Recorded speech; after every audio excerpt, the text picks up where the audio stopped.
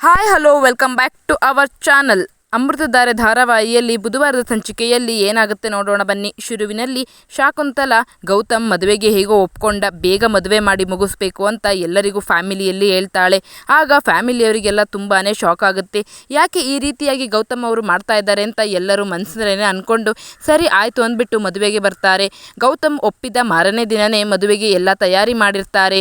ಆಗ ಬೆಳಗಿನ ಹೊತ್ತು ಮಧುರ ರೆಡಿಯಾಗಿ ಬಂದು ಭೂಮಿಕಾ ಹತ್ರ ನಿಮಗೆ ಏನು ಬೇಜಾರಿಲ್ಲ ಅಲ್ವಾ, ನನಗೆ ಈ ನಿಮ್ಮ ಸಿಚುವೇಶನ್ ಅರ್ಥ ಆಗುತ್ತೆ ಅಂತ ಹೇಳ್ತಾರೆ. ಆಗ ಆ ಥರ ಏನೂ ಇಲ್ಲ ಅಂತ ಭೂಮಿಕಾ ಹೇಳ್ತಾರೆ.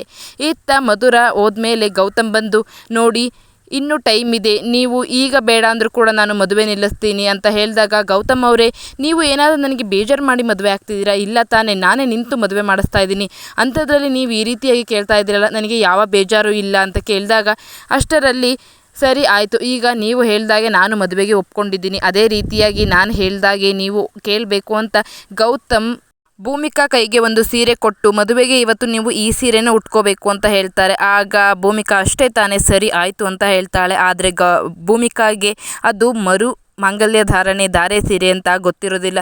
ಸರಿ ಆಯಿತು, ಇದನ್ನೇ ಉಟ್ಕೊಳ್ತೀನಿ ಅಂತ ಹೇಳಿ ಭೂಮಿಕಾ ತೊಗೊಂಡು ಹೋಗ್ಬೇಕಾದ್ರೆ ಅಲ್ಲಿಗೆ ಆನಂದ್ ಬಂದು ಏನ್ರೋ ಇದು ಅಂತ ಎಲ್ಲ ಕೇಳಿದಾಗ ಗೌತಮ್ ನನ್ನದೇನು ಇಲ್ಲಪ್ಪ, ಯಾವಾಗಲೂ ನನ್ನದೇ ತಪ್ಪು ಅಂತೀಯಲ್ಲ, ಈ ಸಾರಿ ಇವ್ರದ್ದು ನಿರ್ಧಾರ ಅಂತ ಹೇಳಿದಾಗ ಏನದಕ್ಕೆ ಇದೆಲ್ಲ ಅಂದಾಗ ಇದೆಲ್ಲ ಮಾಡ್ತಾ ಇರೋದು ನಾನು ಗೌತಮ್ ಅವರ ಒಳ್ಳೇದಕ್ಕೋಸ್ಕರನೇ, ಎಲ್ಲ ಒಳ್ಳೆಯದೇ ಆಗುತ್ತೆ ಸರಿನಾ, ಬನ್ನಿ ಅಂತ ಹೇಳಿಬಿಟ್ಟು ಅಲ್ಲಿಂದ ಆನಂದನ ಕರ್ಕೊಂಡು ಹೋಗ್ತಾರೆ. ಆನಂದ್ ಮತ್ತೆ ಹೇಳ್ತಾನೆ, ಅತ್ತಿಗೆ ನಿಮ್ಮದು ಎಂಥ ಜೋಡಿ, ನೀವು ಯಾಕೆ ಈ ರೀತಿಯಾಗಿ ನಿರ್ಧಾರ ಮಾಡ್ತಾ ಇದ್ದೀರಾ ಅಂತ ಹೇಳಿದಾಗ ಎಲ್ಲ ಗೌತಮ್ ಅವರ ಒಳ್ಳೇದಕ್ಕೇನೆ ಅಂತ ಹೇಳ್ತಾರೆ. ಅಷ್ಟರಲ್ಲಿ ಮದುವೆಗೆ ಎಲ್ಲ ರೆಡಿಯಾಗಿರುತ್ತೆ. ಇತ್ತ ಮದುವೆಗೆ ಮನೆಯವರೆಲ್ಲ ಬಂದಿರ್ತಾರೆ. ಹಾಗೇನೆ ಭೂಮಿಕಾ ಕೂಡ ಗೌತಮ್ ಕೊಟ್ಟ ಸೀರೆಯನ್ನು ಉಟ್ಟು ರೆಡಿಯಾಗಿರ್ತಾಳೆ. ನಂತರ ಗೌತಮ್ ಮತ್ತು ಮಧುರ ಇಬ್ಬರು ಕೂಡ ಆಹಾರವನ್ನು ಬದಲಾಯಿಸ್ಕೊಳ್ತಾರೆ. ಆಹಾರವನ್ನು ಬದಲಾಯಿಸ್ಕೊಂಡು ತಾಳಿಯನ್ನು ಕಟ್ಟಿ ಮುಹೂರ್ತಕ್ಕೆ ಟೈಮ್ ಆಯಿತು ಅಂತ ಹೇಳಿ ತಾಳಿಯನ್ನು ಕೊಡ್ತಾರೆ. ತಾಳಿಯನ್ನು ಕೈಯಲ್ಲಿ ಇಟ್ಟ ತಕ್ಷಣವೇ ಗೌತಮ್ ಭೂಮಿಕಾ ಮುಖವನ್ನು ನೋಡ್ತಾನೆ. ಆಗ ಭೂಮಿಕಾ ಸುಮ್ಮನೆ ಇರ್ತಾಳೆ. ತಾಳಿ ಕಟ್ಟೋಕೆ ಅಂತ ಹೇಳಿ ಹೋದಾಗ ಭೂಮಿಕಾ ಗಟ್ಟಿಯಾಗಿ ಕಣ್ಣನ್ನು ಮುಚ್ಕೊಂಡು ಸುಮ್ಮನೆ ನಿಂತಿರ್ತಾಳೆ. ಗೌತಮ್ ಅವ್ರನ್ನ ಬಿಟ್ಕೊಡ್ಬೇಕಲ್ಲ ಅಂತ ಹೇಳ್ತಾ ಇರ್ತಾಳೆ. ಆದರೆ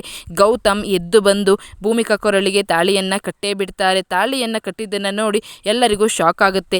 ನಂತರ ಅಲ್ಲಿಗೆ ಶಾಕುಂತಲ ಬಂದು, ಹೇ ಗೌತಮ್, ನಿನಗೆ ಹೇಳಿದ್ದು ಮಧುರಾಗೆ ತಾಳಿ ಕಟ್ಟು ಅಂತ, ನೀನು ಮತ್ತೆ ಬಂದು ಭೂಮಿಕಾಗೆ ತಾಳಿ ಕಟ್ತಿದ್ಯಲ್ಲ ಅಂದಾಗ ಗೌತಮ್, ಅಮ್ಮ ಯಾವಾಗಲೂ ಸಹ ಇವರೇ ನನ್ನ ಜೀವ, ಇವರೇ ನನ್ನ ಉಸಿರು ಅಮ್ಮ, ಇವರನ್ನು ಬಿಟ್ಟು ಬೇರೆ ಯಾರನ್ನು ನಾನು ಊಹಿಸ್ಕೊಳ್ಳೋದಕ್ಕೆ ಸಾಧ್ಯ ಇಲ್ಲ ಅಂತ ಗೌತಮ್ ಹೇಳ್ತಾನೆ. ಇತ್ತ ಪಾರ್ಥನಿಗೆ ತುಂಬಾ ಖುಷಿಯಾಗುತ್ತೆ, ಬ್ರೋ ಒಳ್ಳೆ ಕೆಲಸ ಮಾಡ್ದ ಅಂತ. ಆದರೆ ಅಪೇಕ್ಷೆ ಮಾತ್ರ ಉರ್ಕೊಳ್ತಾ ಇರ್ತಾಳೆ.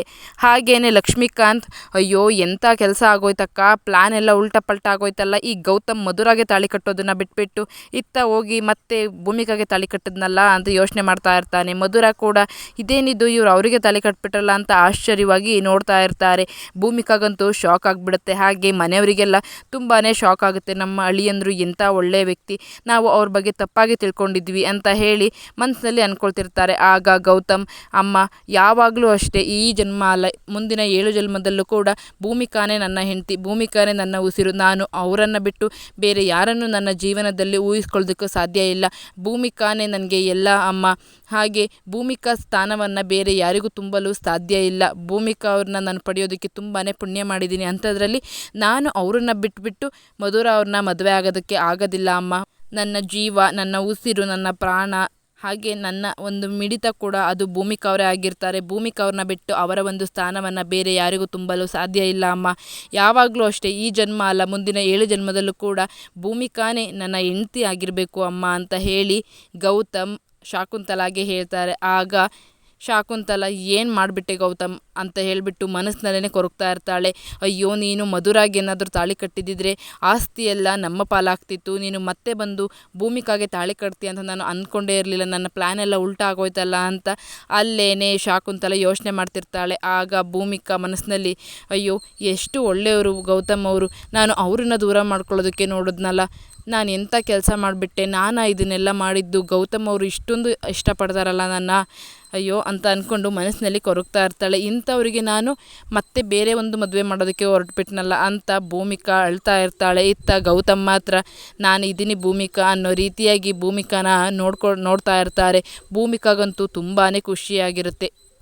ಇತ್ತ ಭೂಮಿಕಾ ತಂದೆ ತಾಯಿ ಜೀವ, ಮಹಿ, ಪಾರ್ಥ ಹಾಗೆ ಆನಂದ್ ಅಪರ್ಣಾಗೂ ಕೂಡ ತುಂಬಾ ಖುಷಿಯಾಗುತ್ತೆ. ಆನಂದ್ ಅಪರ್ಣಾಗೆ ನೋಡಿದ್ಯಾ ನನ್ನ ಗೆಳೆಯ ಎಂಥವನು ಅಂತ, ಅವನು ದೇವರಂಥ ಮನುಷ್ಯ, ಅವನು ಯಾವತ್ತೂ ಸಹ ಅವನನ್ನು ನಂಬಿದವರ ಕೈಯನ್ನು ಬಿಡೋದಿಲ್ಲ. ಅದು ಎಂಥದ್ದೇ ಸಂದರ್ಭ ಆಗಲಿ, ಎಂಥದ್ದೇ ಪರಿಸ್ಥಿತಿ ಆಗಲಿ, ಅವನು ಯಾರ ಕೈನೂ ಬಿಡೋದಿಲ್ಲ. ನಾನು ನಿನಗೆ ಹೇಳಿರಲಿಲ್ವಾ ನನ್ನ ಗೆಳೆಯ ಎಂಥವನು ಅಂತ, ಅದಕ್ಕೆ ನನ್ನ ಗೆಳೆಯ ಅಂತ ಹೇಳೋದು ಅಂತ ಭೂಮಿಕಾ ಮತ್ತು ಗೌತಮನ್ನು ಆನಂದ್ ಹೊಗಳ್ತಾ ಇರ್ತಾನೆ. ಇತ್ತ ಅಪರ್ಣ ಕೂಡ ಹೌದು ನಮ್ಮ ಡುಮ್ಮು ತುಂಬ ಒಳ್ಳೆಯವನು ಅಂತ ಹೇಳ್ತಾಳೆ.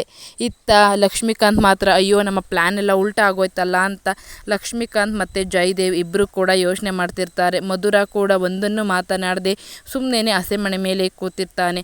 ಆಗ ಭೂಮಿಕಾಗೆ ಗೌತಮ್, ದಯವಿಟ್ಟು ಕ್ಷಮಿಸ್ಬಿಡಿ ಭೂಮಿಕಾ ಅವರೇ, ನಿಮ್ಮನ್ನು ಬಿಟ್ಟು ನನಗೆ ಇರೋದಕ್ಕೆ ಆಗಲ್ಲ, ನಿಮ್ಮನ್ನು ಬಿಟ್ಟು ಬದುಕೋದಕ್ಕೆ ಹಾಗೆ ಆ ಬದುಕನ್ನು ಊಹಿಸ್ಕೊಳ್ಳೋದಕ್ಕೂ ಕೂಡ ಸಾಧ್ಯ ಇಲ್ಲ ಭೂಮಿಕಾ ಅವರೇ, ದಯವಿಟ್ಟು ನನ್ನನ್ನು ಕ್ಷಮಿಸಿ, ನಿಮ್ಮನ್ನು ಬಿಟ್ಟು ನನಗೆ ಬದುಕೋದಕ್ಕೆ ಸಾಧ್ಯ ಇಲ್ಲ ಅಂತ ಗೌತಮ್ ಭೂಮಿಕಾಗೆ ಹೇಳಿದಾಗ ಭೂಮಿಕಾಗೆ ತುಂಬ ದುಃಖ ಆಗುತ್ತೆ. ಹಾಗೆ ಅಳ್ತಾ ಇರ್ತಾಳೆ. ಹಾಗೆ ನನ್ನನ್ನು ಕ್ಷಮಿಸಿ ಅಂತ ಕಣ್ಣಲ್ಲೇ ಹೇಳ್ತಾಳೆ. ಇತ್ತ ಅಪರ್ಣ ಮತ್ತು ಆನಂದ್ಗೂ ಸಹ ತುಂಬಾ ಖುಷಿಯಾಗುತ್ತೆ. ಶಾಕುಂತಲ ಮಾತ್ರ ತುಂಬಾ ಕೋಪ ಮಾಡಿಕೊಂಡು ನನ್ನ ಪ್ಲ್ಯಾನ್ ಎಲ್ಲ ಉಲ್ಟಾ ಆಯ್ತಲ್ಲ ಅಂತ ಅಂದ್ಕೊಳ್ತಾಳೆ. ಆಗ ಗೌತಮ್ ಮಧುರಾಗಿ ದಯವಿಟ್ಟು ನನ್ನನ್ನು ಕ್ಷಮಿಸಿ, ಇಲ್ಲಿಗೆ ಕೂರಿಸಿ ಈ ಥರ ಮಾಡಬೇಕು ಅನ್ನೋ ಉದ್ದೇಶ ನಂದಾಗಿರಲಿಲ್ಲ, ಆದರೆ ನನ್ನ ಪ್ರೀತಿನ ಅರ್ಥ ಮಾಡಿಸೋದಕ್ಕೆ ಈ ರೀತಿಯಾಗಿ ಮಾಡಿದೆ ಅಂತ ಹೇಳ್ತಾನೆ. ಆಗ ಮಧುರ ನಿಮ್ಮ ಪ್ರೀತಿ ನನಗೆ ಇಷ್ಟ ಆಯಿತು ಅಂತ ಹೇಳ್ತಾಳೆ. ಇದಿಷ್ಟು ಬುಧವಾರದ ಸಂಚಿಕೆ ಅಂತ ಹೇಳ್ತಾ ಗುರುವಾರದ ಸಂಚಿಕೆಯಲ್ಲಿ ಗೌತಮ್ ಮತ್ತು ಭೂಮಿಕಾಗೆ ಮಗು ಆಗುವ ವಿಷಯ ಹೊರಗೆ ಬರುತ್ತೆ. ಆಗ ಏನಾಗುತ್ತೆ ಅಂತಕ್ಕಂಥದ್ದನ್ನು ಮುಂದಿನ ಸಂಚಿಕೆಯಲ್ಲಿ ಹೇಳ್ತೀನಿ ಅಂತ ಹೇಳ್ತಾ, ವಿಡಿಯೋ ಇಷ್ಟ ಆದರೆ ಲೈಕ್ ಮಾಡಿ, ಶೇರ್ ಮಾಡಿ, ಕಾಮೆಂಟ್ ಮಾಡಿ, ಹಾಗೆ ಸಬ್ಸ್ಕ್ರೈಬ್ ಮಾಡ್ಕೊಳ್ಳಿ. Thank you for watching.